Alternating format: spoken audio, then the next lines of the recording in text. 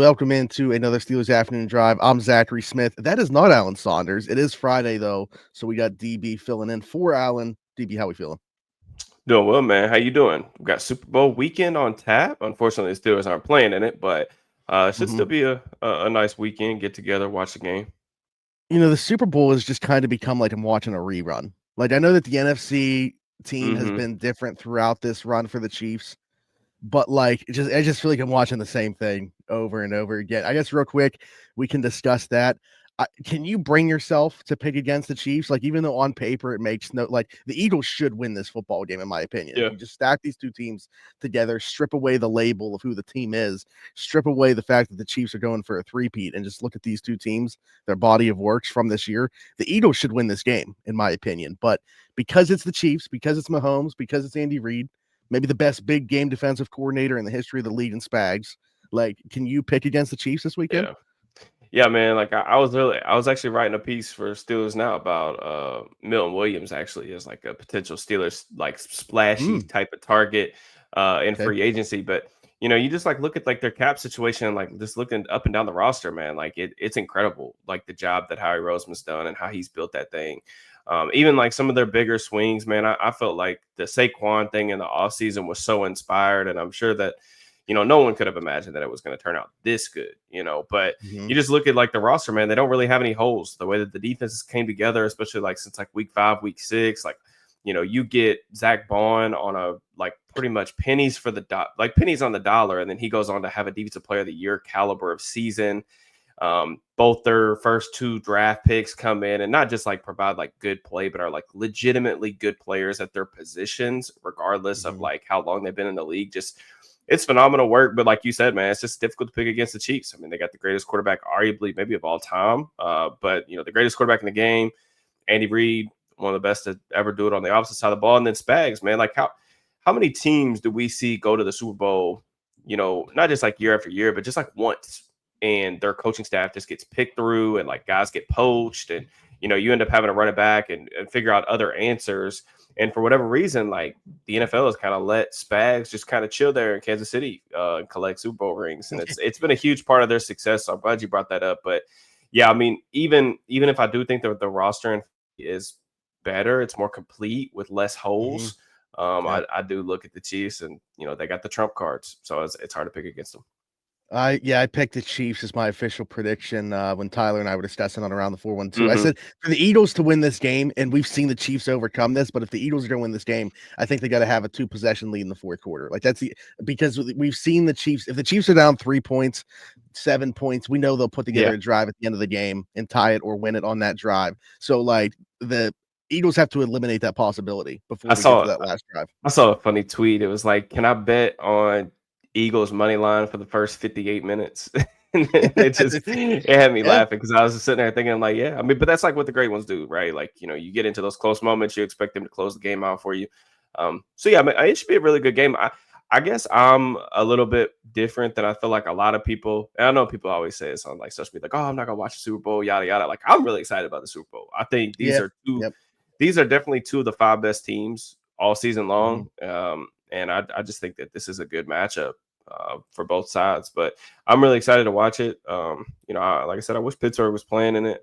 I hope one of these days we get back to another one, but we'll see Yeah, no, people are always just it's the fatigue you see in the Chiefs, so I for get it. sure. But again, just from like a one game perspective, like this Hmm. should be like on paper, this could be one of the best that we've Sure, seen. I So agree. I'm excited for it for sure. Agree. I want to ask you a couple things before we dive into some questions we've touched on this past week. Obviously, a couple reports that came out are what I want to touch on. First, we'll start with the Russell Wilson stuff. There's a report from Jerry Dulac about Russell Wilson and R.D. Smith, and it came out that apparently Russ, at some point in the season after that Cincinnati game, really wasn't able to make checks at the line of scrimmage, wasn't able to audible out of stuff. Although, I mean, for people like us that have gone back and watched games, even if you didn't notice it live, Russell was still audibling at the line of scrimmage. Hmm. So, like, all right, whatever. But anyways, just that there's a bit of a fractured relationship there. Wanted to get your take on that. Apparently, if you and then there's more reporting that's come out throughout the week here. The doors closed on Russell Wilson coming back. It seems like, if you want to believe those reports. So I want to get your thought on that, and then as well on the opposite side of that. Jerry also put out that he feels it's more than likely that Najee Harris will be back. When the season ended, I would have thought both those things to be the reverse. What's your take on where we sit now? Yeah, I mean, just based on the way that the season ended, I didn't really expect Russ to be back just because, like, losing 5 straight, we knew that they were going to run it back with, like, the core, right? Like, we knew the coaching staff was going to remain maybe not as intact as they ended up making it be Yeah. so. But, I mean, we knew that the core was going to be back. They weren't going to, like, turn the page over on the roster or anything like that. But Russ, they just had such an easy out to kind of move on from him. I mean, I tweeted this out like as soon as I kind of like woke up and like saw the report or whatever. But this is something that I learned like a long time ago. It was good advice that was given to me, but it was like, just every time a big like drama piece drops to the media, like you got to ask yourself, like, who has the most to gain here by leaking this information? I mean, it's so incredibly obvious how this stuff got out. And that's like even before like knowing like how Russ and his kind of team kind of has moved in previous stops, even dating back to like his days in Seattle, like how they kind of do things and whatever, which is, it's his right. Like he can do whatever he wants. But yeah, I mean, it's so incredibly obvious to see like what's real and what's not. Like if you actually watch the games, know what you're looking at, I'm sure like all the listeners to this podcast probably figure that stuff out on their own anyway, without us having to tell them. But, it is kind of one of those things where it's incredibly obvious, like who put that out. And like Russ is trying to do what he can to make sure that like he has one of those 32 starting jobs next year, even if it's not going to be in Pittsburgh, which, I'm sure that he probably sees the writing on the wall with that. The season ended several weeks ago for the Steelers. So regardless if people can put it out like, oh, they don't know who's going to be their starter next year. Like, dude, those conversations have already been had. Like, that doesn't necessarily mean they close the door on them immediately, but the Steelers like have a good idea of like their approach to free agency and have had that for weeks. So, yeah, I mean, it's obvious who put it out there. It just whatever it is, what it is. Yeah, I mean, Al and I have already had the discussion about this, and it is what it is. I think it was, like Aditi put out the following day, kind of like refuting it, saying that it was from Russ's camp. You and I had a conversation about it, and then DK put out his own article today, I believe, about it, and said like the door is 100% closed on Russell Wilson coming back to Pittsburgh. Yeah. With that in mind, what do you make of the Najee Harris thing there? Like, because Jerry said that it more than likely was the words that were used. Najee Harris would return. So an increasing probability there. I'll say like I wasn't fully closing the door, I guess, but like pretty close to like I just and to be honest, even I guess you can look at this two ways, like what I would want them to do and what I think they'll do. And sometimes those two things don't align, but in this way they do. Like way too good of a draft class at the position, in my opinion. I don't want to commit big dollars to it when you have this good of a draft class. And like I don't think Najee was a great fit for like it's weird to me that they would want to bring him back based off the results they got. Yeah, 100%. That the Steelers don't really do very many things that I would literally say like, oh, this surprised me. I feel like they're a pretty easy organization to kind of predict what they're going to do. They're really steady, and they just don't really make a lot of like off the wall kind of decisions. Even if I don't necessarily agree with it, I can normally like understand like why they're doing it. This would be like this. I mean, borderline bizarre to me, like why you would want to do this, especially at the number. Did someone else DM me this before we jumped on here? So I didn't actually read the article. I've literally got it through like other people just asking me about it. Did he say something in there about like 7 to 10 million? Is that the range that he was saying? Oh, I didn't see the number. Okay, to be that could be okay. That could be misinformation, but I mean the number that he's was projected at from like every site that I've seen is within there. So like that certainly would make sense. Yeah, I mean, like, but like even 7 is more than what they just were not willing to do on the fifth year option. Right. And like that's the thing that just is kind of bizarre about the whole thing, because it's like if Najee would have had like if say he would have had like a career year, or like he looked like a different player in this offense and like the rushing game really clicked and it was a strong point that they could really lean on throughout the season, you could easily say like, okay, like we can admit our mistake and say like, hey, we should have picked up the 5th year option. We didn't, but the only thing we can do about it now is by making it right, bringing him back on a salary that makes sense for both sides. He gets paid, we get our back, for the next couple of years, whatever. That would make sense. But like, you look at the numbers for Najee, like they're the exact same as they have been. So Yep. if not worse, And not it's only similar. that, but like again, the fit to me is the bigger part of that, right? Yeah, Like, because I 100%. can appreciate like how durable he's been, and Oh like yeah. I know that you can make the excuses about like not having the right pieces for him to Hmm. succeed, but like why if you're trying to fit, the square peg into a round hole, like why are you rewarding that with a payday? Like so if he Yeah, was under contract, whatever, if they already picked up the 5th-year option and he was sure. back, whatever. But like I almost feel like because of the system that they ended up bringing in and everything like that, they were almost vindicated Yeah, by not I agree. picking I him up. completely agree. I mean, that's kind of where I'm at too. But like, you just look at like some of the numbers, like metrics that you would judge like running backs by. I mean, yards per attempt, it's like right around like he averaged 4 yards an attempt last season. It was 3.9 for his career. His yards after contact per attempt was a little bit down from the prior season. His missed tackles forced percentage was a little bit up in terms of rushing the ball. Like he still didn't have a ton of receiving production. But this was like by far the most carries he's gotten like in a zone rushing attack. I just don't think like you look at his splits like inside outside the tackles on like next gen or anything like that. He's like a lot more effective inside the tackles. And like for me, selfishly, even if I was like Najee, I would still want to be testing the market to see if I could go get in a little bit more of a Yeah. diverse rushing attack. Like I would want to be somewhere that offers a little bit more like power or gap concepts where I could get behind some pullers and really get downhill. More so than I can in this system. I just don't think that this is a good marriage for either party. And like for me personally, like I think Najee's a solid player, like 100%. I think that he could go on to do better things in a different situation. But why would you pay a running back like on a second contract when you've got this like draft class? Like it just With not all much of the better fit for Steelers. what they want to do. Yeah, and like not all of the Steelers needs align very well with free agency in the draft, right? Like we know they need a quarterback, right? Terrible year to need a quarterback. It just is what it is. But like they also need a running back. Like it might not be the top need, but they do need a running back, especially if Najee walks. But there's a ton of options in the draft that are better Yeah. scheme fits, like what you're alluding to, for Mhm. what the Steelers want to be offensively. And it just feels like this would just feel really forced to me. And I would be very confused if they actually did this. Yeah, absolutely.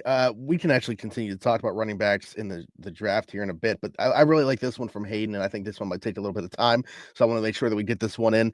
What's the biggest mistake the Steelers front office has made in the past 5 years, and what, in your opinion, is the best move that they've made in the last 5 years? Mm. I mean, to me, I just think the marriage, the decision making to draft Kenny Pickett in the first round and then pair him with Matt Canada. I Yeah, mean, I yeah, I was pretty adamant that like I was skeptical of the Matt Canada hiring in general, just because he had been a lot of places but hadn't really had any semblance of like long term or sustained success anywhere. And then yeah. he gets a job in the NFL, which is a totally different ball game, and just like them sticking with him for as long as they did, I thought was just an absolute travesty. And I wasn't obviously a very big fan of Pickett just coming out as a prospect. I mean, he was a third round grade for me, and they took him at pick 20. So obviously that was disappointing when that happened. But I still don't think like they were anywhere he ever really had a shot to even hit the upside of the potential that he even had because of like what he was working with. I mean, I don't understand like if you really look at that offense and like look at what he was working within, that's just not an NFL offense, man. It had no Mhm. shot. It was kind of dead to rights before it even got started. And like I don't know if Pickett would have even ever been ended up like I thought that the ceiling for him was kind of like a baseline starter, kind of spot starter type anyway, just because like I wasn't overly enamored with the tools, and I don't think he was nearly as polished, which I think is kind of ended up proving to be true. But like I don't think he was nearly as polished as like a lot of people actually thought he was coming out of college. So I don't know if he ever would have hit that ceiling, but I'd have loved to have seen him with someone with a little bit more of a track record at Yeah, this level.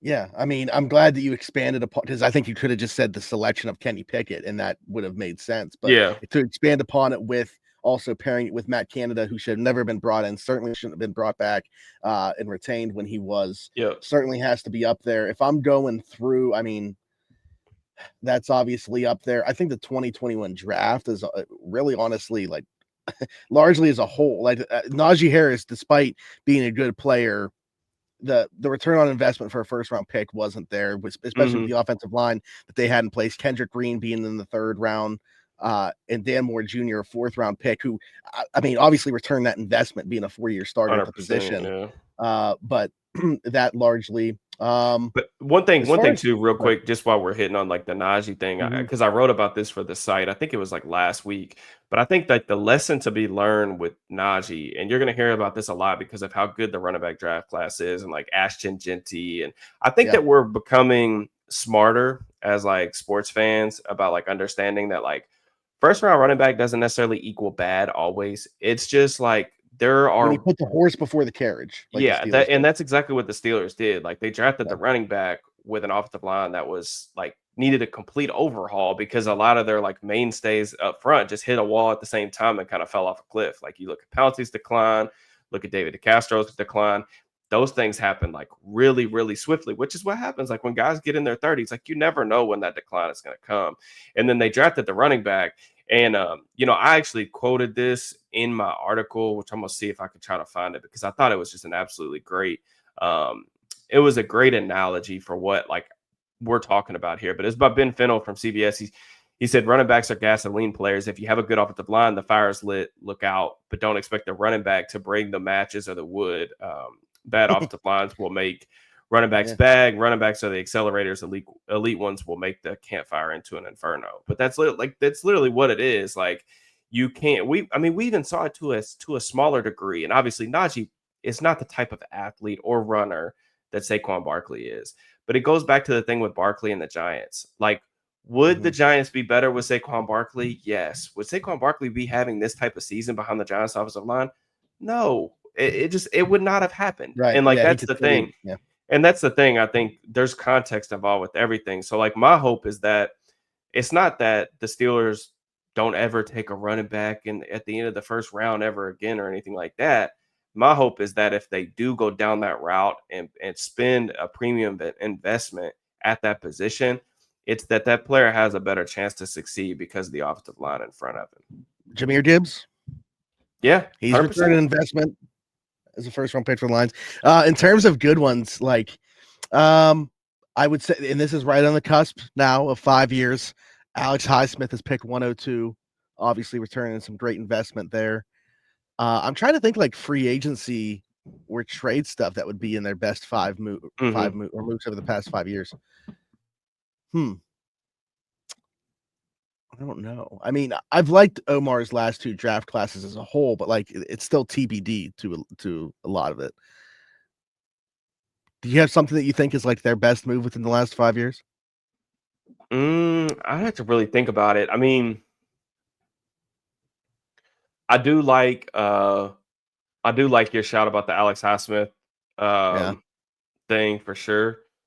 Just because like it's so difficult to find impactful edge rushers outside of the first round.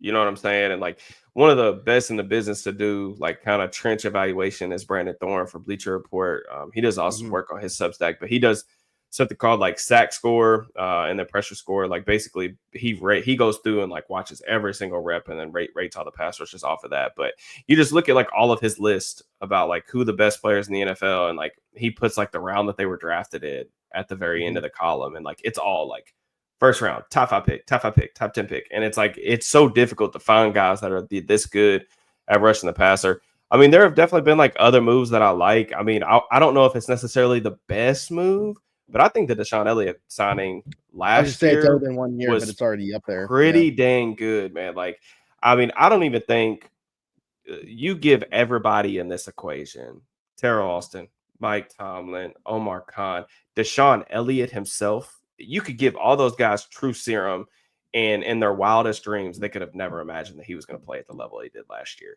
Like he was like a legitimately very good safety, and they got him for pennies on the dollar. I mean, he signed 2 years, $6 million. I mean, he had like a $1 million. I think they got to extend him.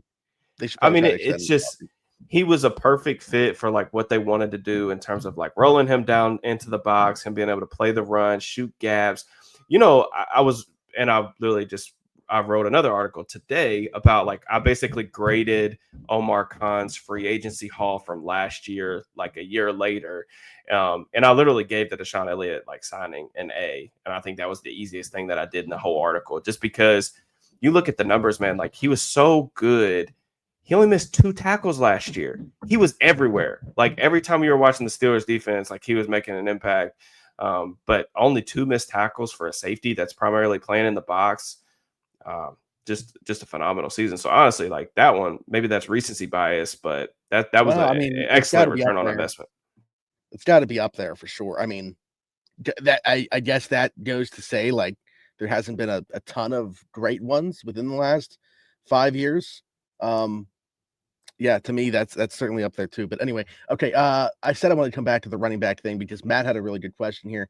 Do rookie zone scheme runners translate quickly to the NFL, or should fans expect, or can fans expect a rookie to come in and deliver right away, or do you think it would end up being Warren and a free agent leading the charge? I don't know that there's much difference in a acclimation period between like zone and gap scheme runners. I just think it goes back to what we were kind of just talking about, like the environment, the ecosystem that they're operating within, right? Like what does the offensive line look like? Because there is a different speed, there's a different pace that these guys are going to have to play at. Everything happens a lot quicker at the NFL. Linebackers are quicker. You got some of these freak edge rushers, freak defensive linemen. So everything happens a lot faster. I think but I think if you look at the right traits, what really translates for backs in terms of like vision, contact balance, like that type of stuff, I think that stuff, it really, really matters. Unfortunately, there's a lot of good backs in this class. I mean, obviously, Genty is he's a pretty special player, one who I've really enjoyed watching, even going back to like summer scouting. But Caleb Johnson, I'm a huge fan of his game coming out of Iowa. You look at a zone rushing scheme would fit him extremely well. I think he's right now like my RB2. I think it's really like him and Hampton kind of neck and neck in terms of like what those guys bring. I like Hampton more of a downhill gap type of scheme, whereas I think Johnson's more of a zone type of rusher. But like there's even like guys that you can get later in the draft. I think Devin Neal from Kansas in the 3rd, 4th round range is like a really good shout.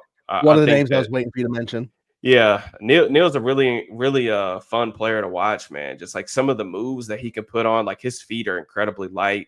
He could string moves together in succession. Like he holds basically every rushing record for the Jayhawks. Then, I mean, Bashaw Tootin is a guy that Nick Martin, who I do a lot of the draft stuff with on my own channel, from Virginia Tech. He's been talking up Bashaw like literally in my DMs since like I think beginning of the season. So yeah, I gotta say Nick was definitely on him first. Just recently he was like the 3rd running back that I've watched out of this class, and I tweeted about him, and then Nick and I had a conversation about him. I didn't realize, and then I went back and watched when Nick was on with you on your channel, and I heard him get a shout out on there, and I was like, oh geez, yeah, Nick's been on this guy for a while. Yeah, so, he actually. I want to say, I mean, Nick is early on a lot of prospects. He watches a lot of film. Nick's a great football mind in general. But yeah, I mean, I think I remember him first telling me about it maybe like it was either over the summer or in September, but it was a long time ago. So yeah, he's a good player, man. Like there's a lot of different guys that I think can do different things. But Steelers fans will love Tootin because of the way that Virginia Tech got him the ball. You know how this cat was every touch was like a sweep. Oh yeah. A toss. Oh yeah. So Art's gonna love that. And he is like he is a little bounce happy. I will say that. Yeah. Like there's some things about his game that I kind of wonder, like, is he gonna be able to get away with this against better athletes? But I do think as far as like a guy that you can get a little bit later, but I just think it goes back to what we were saying about like bringing Harris back and like the valuation of that sort of player.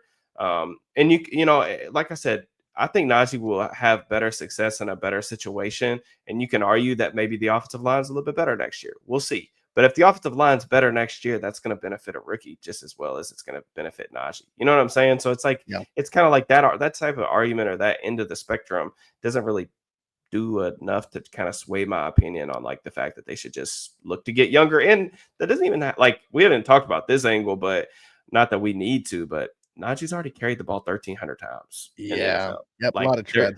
and then you go back to his days at Alabama, like that was something that was a huge talking point during the draft process, something that I wasn't really particularly worried about just because of how durable he was.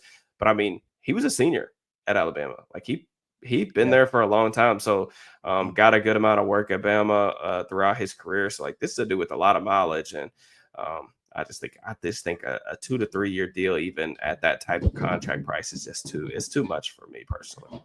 Yeah, I mean, talking about the amount of like that's why it's so impressive to me, the durability that he's had. So that's really what you're paying for. I think a team that does sign him in free agency, they're going to be You're going to get a probably steady player for over. sure. Yeah, I think you're going to be over evaluating though because of that. Like I think teams will know what they're getting. Like it's a very safe player to get, but Yeah. especially with this running back class, I wouldn't want my team be the one to make that investment, but I think he will get it somewhere. Flipping the page to a different position here. Ben Cohen says Savion Williams or Jayden Higgins. Which one of those two are you a bigger fan of? I know my answer. Man, it really depends on like what you're wanting, I think, because they're two like very, very different players to me. I think that, Higgins to me is like one of those guys that is a true like X wide receiver. Like this is not a dude that's going to wow you with like measurables or athleticism. I don't think he's going to run like anything crazy at the combine and Indy. But in terms of like a possession receiver that just like checks a lot of boxes, like he's what you want. I mean, his hands are fantastic. This is a dude's like 6'4". I think he's like 220. He plays to that size too, especially at the catch point. Pretty like rhythmic route runner, like good versus zone coverage. I don't think that there's like some super high ceiling here just because I don't think he separates quite as well as like, you would need like a number one or even like high end number two to be. Now, Williams, on the other hand, is like a completely different player because I think that the range of possibilities for him are pretty endless. Like I think he gives you a floor because of all the different ways you can get him the ball. I mean, he played quarterback a little bit for TCU last year. Like they would line him up in the Wildcat. He threw some passes. They literally used him as a true running back at times. And then he was out there playing X wide receiver. So he's really raw, but you can see flashes of him being able to adjust to the ball, make contested catches. There are some really, really fun moments like with him with the ball in his hands. It's just a little bit more that you have to use your imagination in terms of like what you're going to get with him. I will say, like I tweeted this, like I think it was a couple months ago. I think he'll be Arthur Smith's like favorite player in the draft. If Art actually turns on his film, he'll probably be like, oh man, the different ways that I could get this dude the ball. Some of which will drive fans crazy, I think.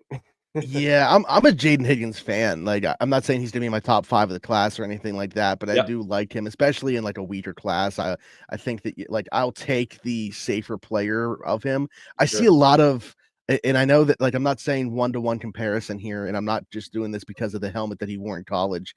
I see some Quentin Johnson when I look at Savion Williams, and like I got burnt. I didn't get burnt because I didn't like Quentin Johnson as a prospect. And Justin Herbert is doing everything in his power to pull a decent player out of there. And he was somewhat of a contributor this year, easily his best year as a pro. But like still, the drops are always there. Concentration. He's not to be a complete player. There's something about. I would honestly look the other way if you're talking about a TCU receiver. As in Jack Besh. Yes. Yeah. I mean, I think. I think that there are risks with both of these players just because like you mentioned with Williams, because of like, the fact that you have to use a lot of your imagination to see like what a fully formed product would be. There is some risk about that. I do think that there's a floor there that could be a useful player. But if you're talking about taking a guy like that on day 2, it's like, you don't really want like these like gadgety type players on day 2. Like you're trying to get starters at that point in the draft. Now, I will also say with Higgins, one of the hangups that I have with him is just like the lack of separation ability. And I just don't know if he has enough deep speed to really like keep guys honest on the boundary and what that's going to look like in terms of, is he really going to be able to threaten to get guys to really open up out there, out wide? Now, I will say like, there's not a lot of explosiveness like out of his breaks, but like even if things don't pan out, like you say you put him on the outside and he just can't get open. I do think that you could make him like a power slot type move him on the inside because he's excellent in terms of like working his way back to the football, getting his eyes back to the quarterback, finding soft voids and zones, like those type of things. And like the catch radius, like you can still like benefit from that over the middle of the field. So kind of just depends. I do think like I've been burned in the past, not nearly as much recently because like Higgins is not like my favorite archetype wide receiver. He's not the type that I typically fall for. But I have been burned in the past, like with these guys that I kind of look at and like, man, like look at all these back shoulder catches that he's making. And then they get to the league. It's like, yeah, we don't really want those types of throws. I have one more question I want to get to, but real quick with Savion Williams. Yeah.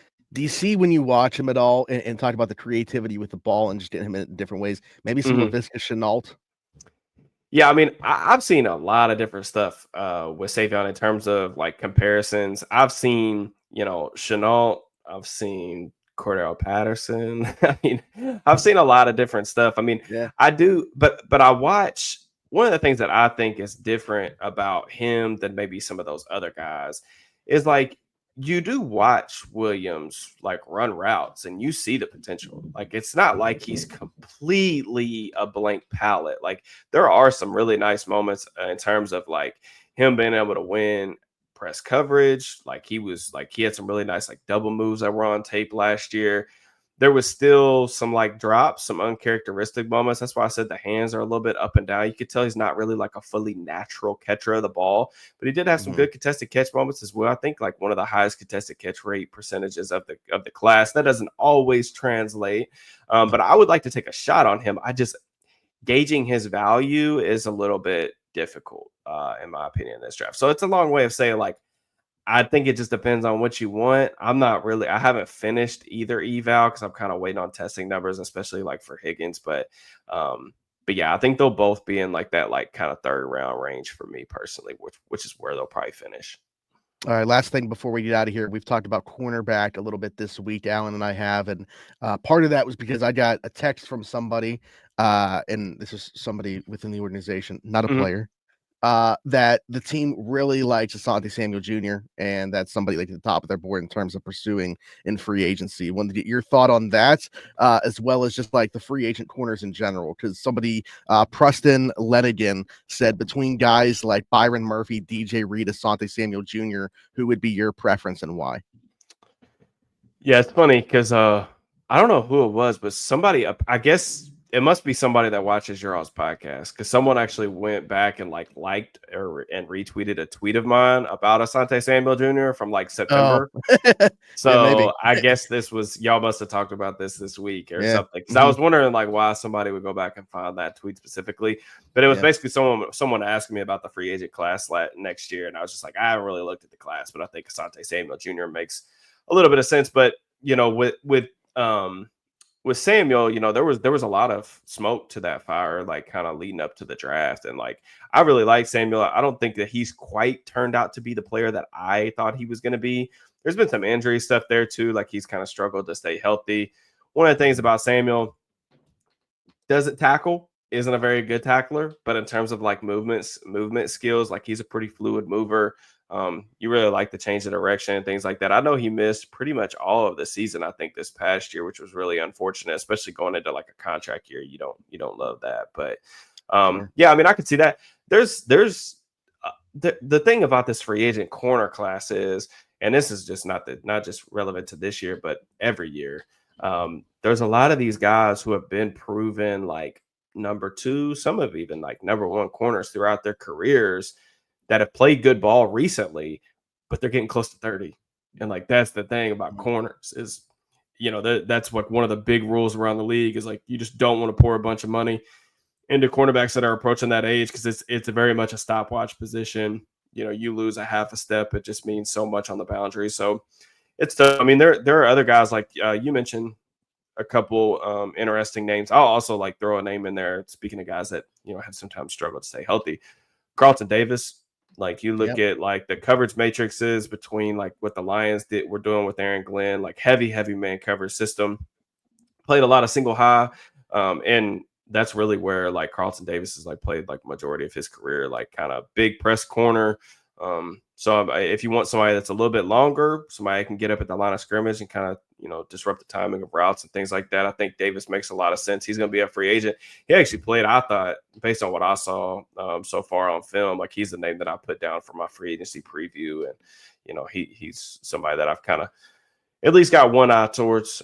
He ended the season injured because I think he broke his jaw or something like that, which is kind of a crazy injury. But I guess that was just the thing for the Lions this year. Like everybody got hurt, which is kind of unfortunate. True. But absolutely.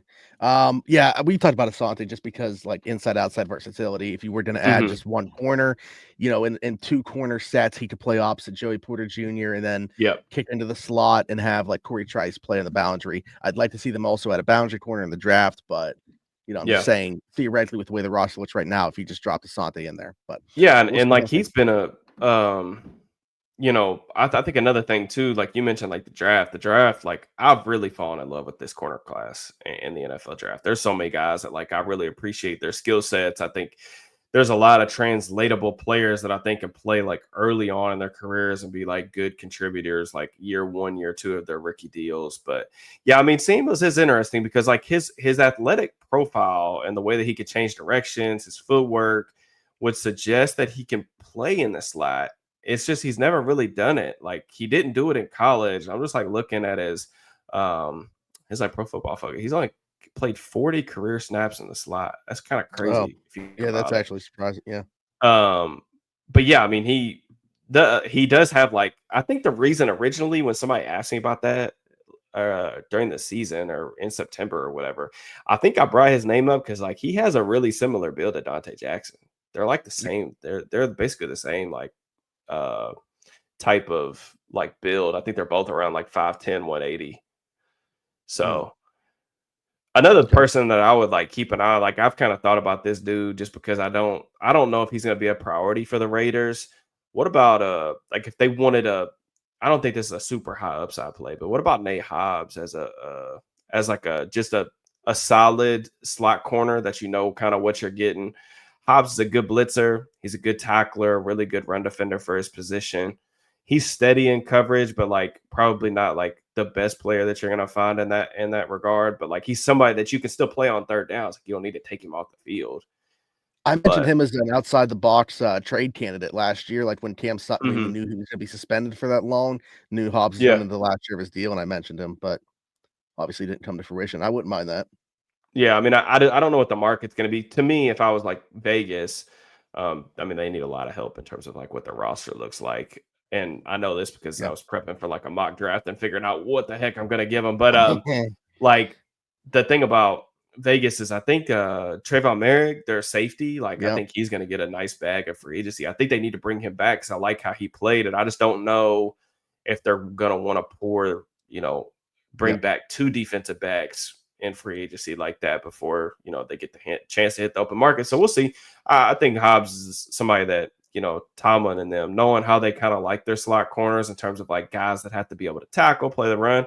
I think Hobbs would make a little bit of sense.